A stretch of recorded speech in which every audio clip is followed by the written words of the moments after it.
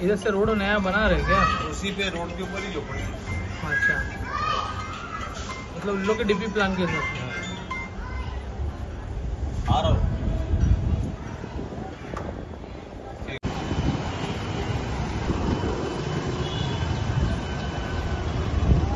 हा रोड आहे ना आतमध्ये जाते ते, म्हणजे इथून ते लोक कारवाई नाही करता डायरेक्ट मध्ये करताय. बीएमसी चौकी आहे, आपण अडचणीमध्ये आहे. बरोबर आहे. लेफ्ट साईडचे जे पट्टा आहे ते पण अडचणी, हा प्रायव्हेट प्रॉपर्टी पण थोडी थोडी मोल आहे ना. नाही, मी काय म्हणते की आतापर्यंत एसआरए होता, तर एसआरए कुठे गेला आणि बीएमसी कुठं आला मध्ये? माझं ते मला कळायचं आहे. आतापर्यंत आम्हाला बोलले की तुमचा एसआरए मध्ये रूम आहे आणि तुमचा 2000 कागदाचा काय जीआर तुमचा पास पण झालेला आहे, आणि आतापर्यंत बोलले तुमचे 2 रूम आहे, आणि आता बोलतात की आमचं इकडं आता का रोड निघालाय. हे कसं काय? आणि आम्हाला तुम्ही काय कळवलं पण नाही, आम्हाला काय बोलवले बी नाही, आम्हाला सांगितलं पण नाही. पहिला तुम्ही आम्हाला कळवा तर सही. डायरेक्ट तुम्ही आमच्या घरात बोलते की हे घ्या नोटीस आणि खाली करा. हे म्हणजे काय आहे? काय अर्थ काय आहे? आमचं घर आहे, आमचा आश्रय आहे, आम्ही जाणार कुठे? एवढे वर्ष झाले आमचे काय, आमचे सगळे म्हातारे सासू सासरे 50-50 60 वर्ष तर रहिवासी आहे, आणि असे बोलते डायरेक्ट बोलते की आता हे दिलं नोटीस. म्हणजे हे काय आहे तरी काय? कशावर तुम्ही घाबरवता? आहे काय नक्की काय आहे ते आम्हाला तुम्ही पहिला येऊन तुम्ही पहिला आम्हा लोकांना भेटा, आमची मिटिंग घ्या. काय आहे ते एसआरए आहे काय, बीएमसी आहे का, रोड आहे ते आम्हाला कळवा तर सही. तुम्ही डायरेक्ट येऊन बोलताय की हे घ्या नोटीस खाली करा. म्हणजे काय? एक रूम आमचा आहे आणि मग दुसरा रूम कुठे गेला आमचा? ते पण आश्रय दे ना. हा, तुम्हाला रोडची बाबतीत काहीच आम्हाला कळलं नाही.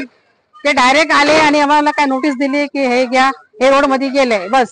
हे काय अर्थ आहे? काय हा, हे अर्थ आहे का सांगा?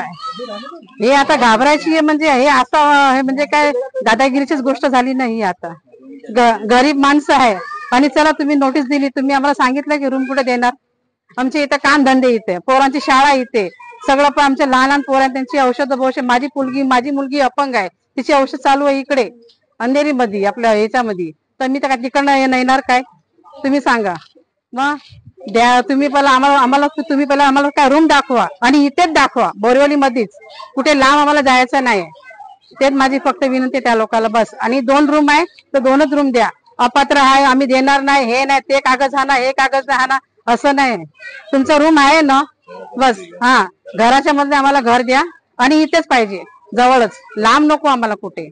एवढीच माहिती जाईल. तर महानगरपालिकेच्या गोरगरिबांना फसवणूक जे एक स्कीम आणली आहे, हे एक विकासकांना डायरेक्टली फायदा पोहोचवण्याची स्कीम आहे. एक बीएमसी मीटिंग मध्ये इकडची लोकप्रतिनिधी मीटिंग घेतात आणि तिथे विकासकांना बोलवतात आणि लोकांना घाबरवतात की तुम्ही रेंट घ्या. असं हे काय प्रक्रिया चालू आहे तेच समजत नाही. लोक घाबरलेले आहे. 2011चा जीआर वेगळा आहे एसआरएचा, आणि बीएमसीचा जीआर 2000चा आहे. पात्र कसं होईल ते सुद्धा सांगत नाही.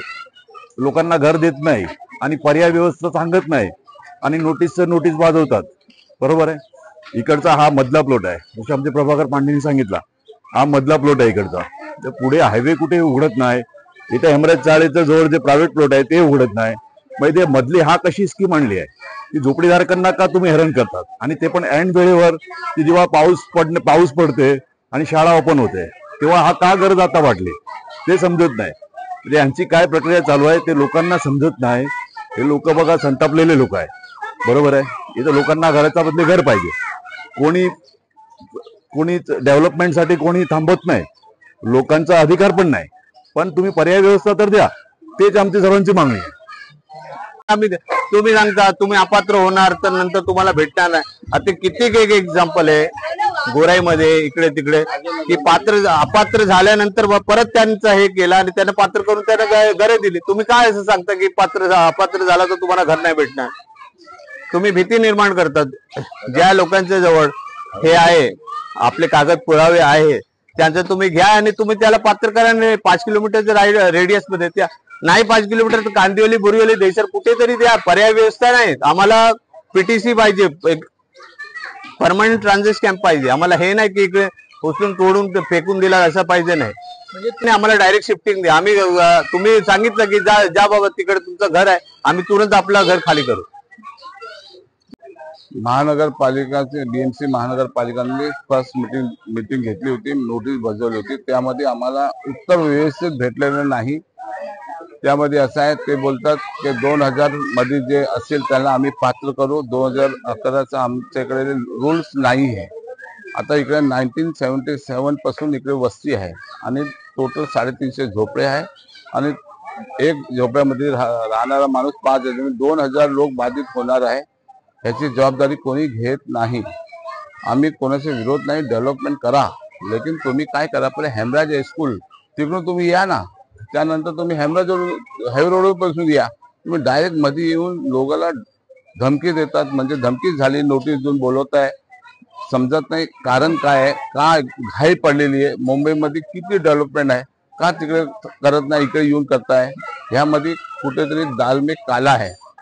हा लोक घाबरलेले आहे. म्हातारा काही लोकांना अटॅक आलेले आहे आणि मला वाटत नाही की बीएमसी आम्हाला का सपोर्ट करत नाही.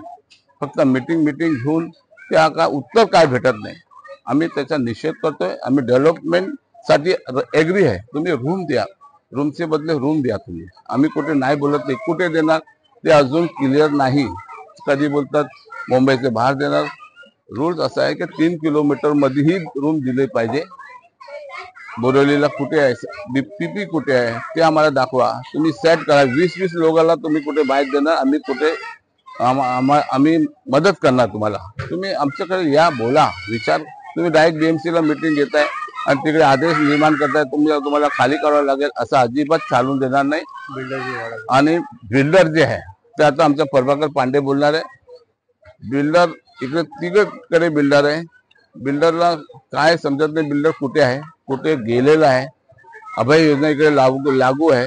अभय योजनेमध्ये कधी अभय योजना लागते, कधी बीएमसी टेंडर लागते. लोक कंटाळलेले आहे, लोक घाबरलेले आहे. आता किती लोकांना नोटीस बजावण्यात आलेलं आहे? एकूण आता 350 लोकांना महानगरपालिकेने नोटीस बजावलेली आहे. किती दिवसाचा अल्टिमेट दिलेला आहे? 7 दिवसाचा अल्टिमेटम दिलेला.